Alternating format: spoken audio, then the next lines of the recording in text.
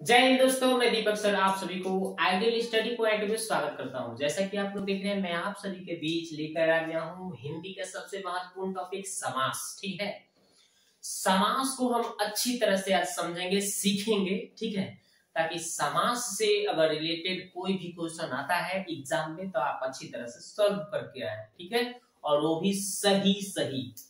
तो चलिए देखते हैं, बस एक ही वीडियो में पूरा समास का कंप्लीट अच्छी तरह से आपको समझाएंगे और बताएंगे। तो चलिए देखते हैं समास पहले होता क्या है, ये जानकारी लेते हैं।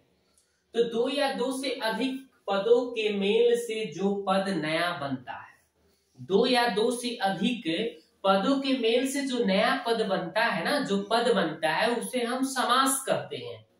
ठीक है, और समास का अर्थ होता है संक्षेपण, मतलब बड़ा से पद को छोटा करके बताना, संक्षेप में बताना। ठीक है, और इसमें पदों का मेल होता है। अगर कोई विशेषता की बात करें तो इसमें पदों का मेल होता है। दो या दो से अधिक पद मिलकर एक नया पद बनता है। क्लियर?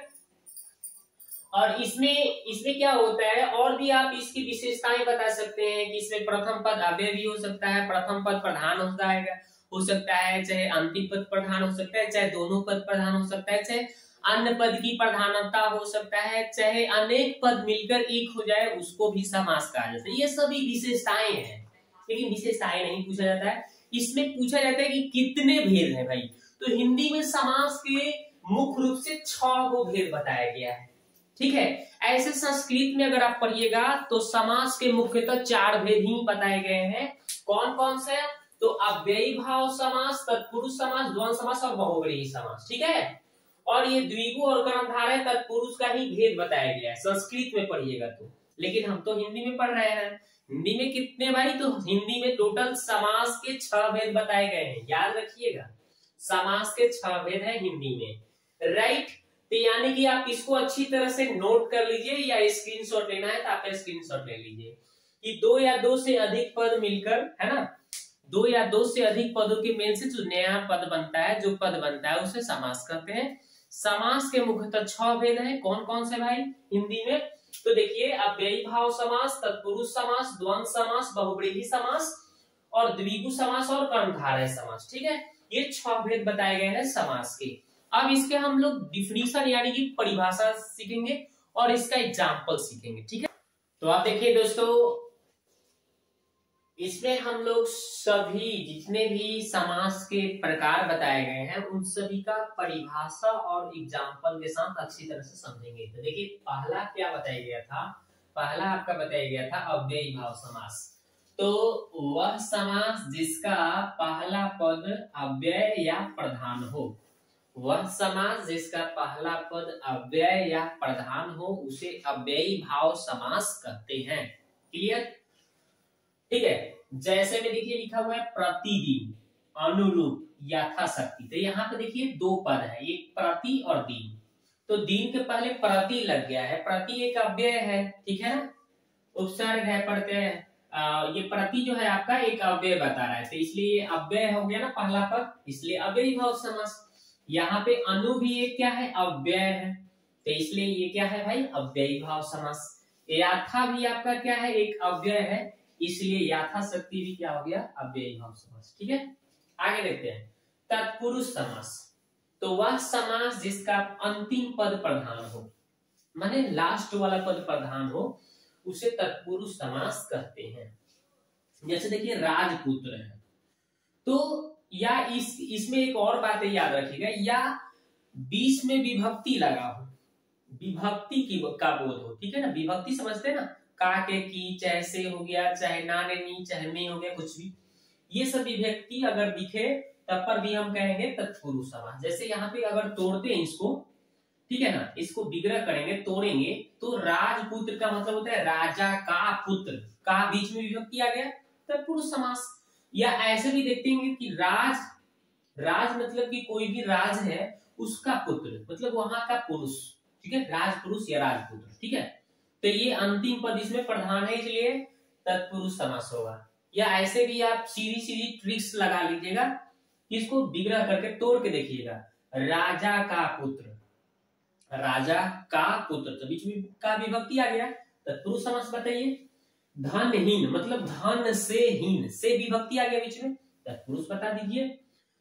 रसोई घर मतलब रसोई का घर, रसोई का घर, तो रसोई का घर है तो यानी आपका क्या हो गया, का बीच में विभक्ति आ गया तो तत्पुरुष हो गया। क्लियर, समझ गए ना।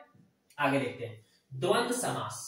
तो वह समास जिसका दोनों पद प्रधान हो, दोनों पद की प्रधानता उसे तत्पुरुष, उसे द्वंद्व समास कहते हैं, उसे द्वंद्व समास कहते हैं। जैसे देखिए माता पिता, और बीच में ऐसे देखिएगा कि ज्यादातर इसमें हाइफन दिखेगा आपको, द्वंद्व समास में क्या होगा, हाइफन दिखा रहेगा, ठीक है, फिक्स है पहचानने में।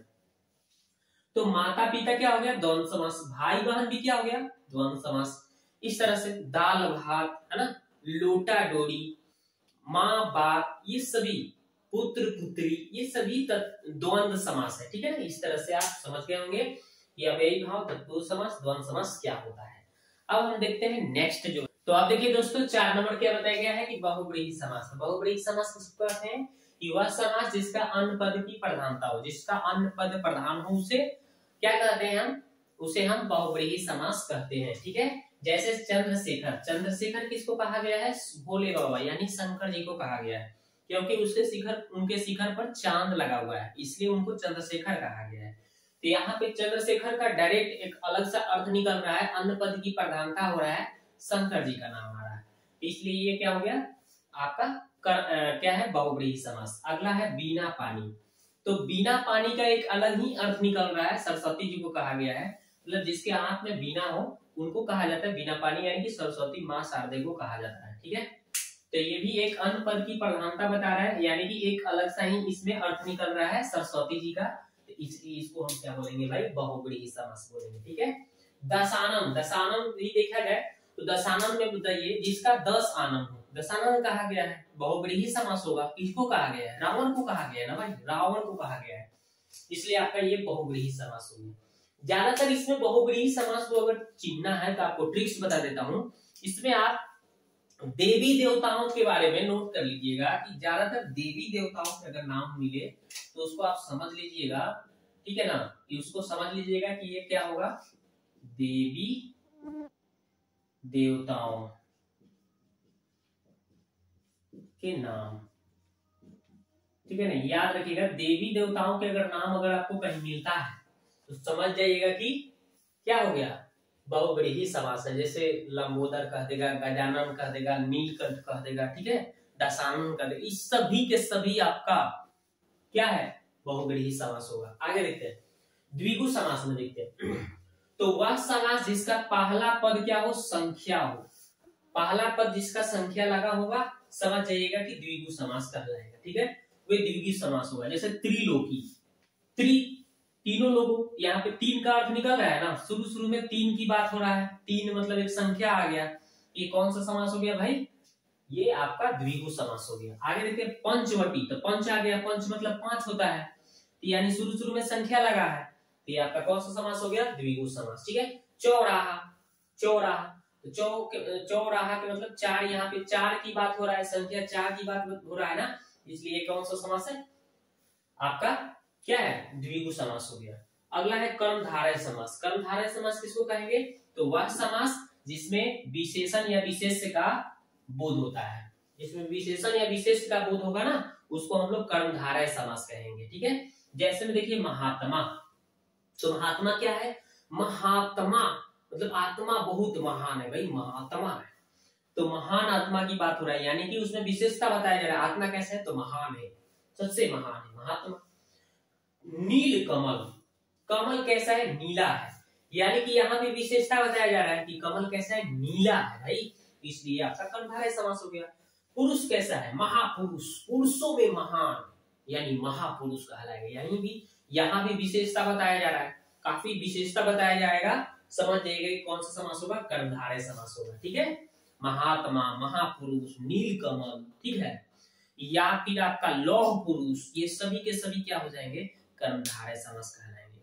तो यहाँ तक ले हमने आपको टोटल, यहाँ तक आपको पूरे कर्मधारय, पूरे आपका समास के बारे में पूरा डिटेल्स बताया, ठीक है।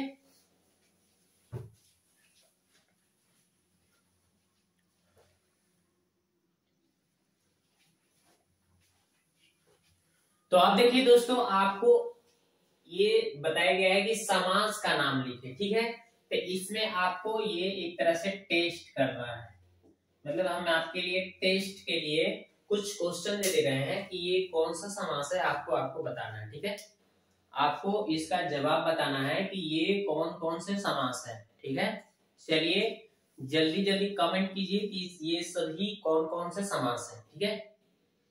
तो चलिए देखते हैं। पहला, आप आशा है कि आप पहले को क्या बताए हैं, अच्छा द्वंद्व समास।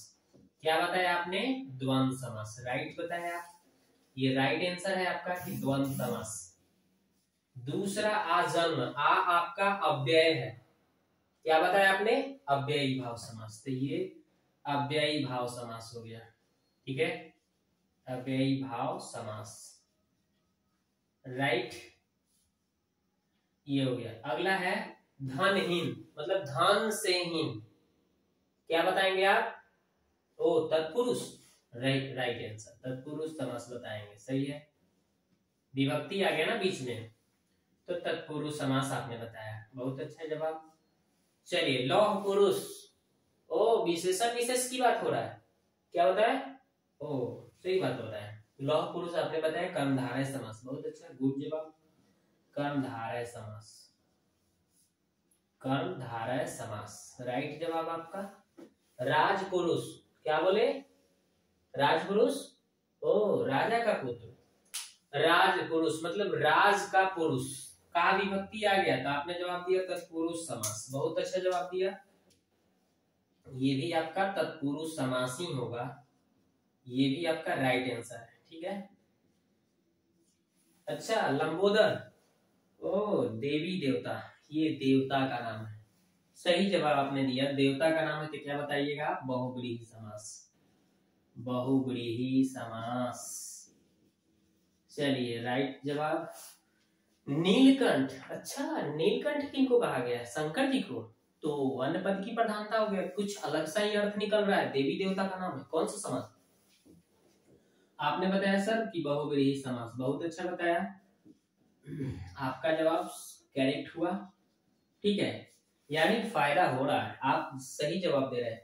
आगे महात्मा, महात्मा, ओ कर्मधारय समास, विशेषण विशेष की बात हो रहा है, महात्मा मतलब आत्मा क्या है, महान से भी महान है महात्मा, तो ये आपका कर्मधारय समास आप बता रहे हैं, बहुत अच्छा बात बताया, कर्मधारय समास, ठीक है।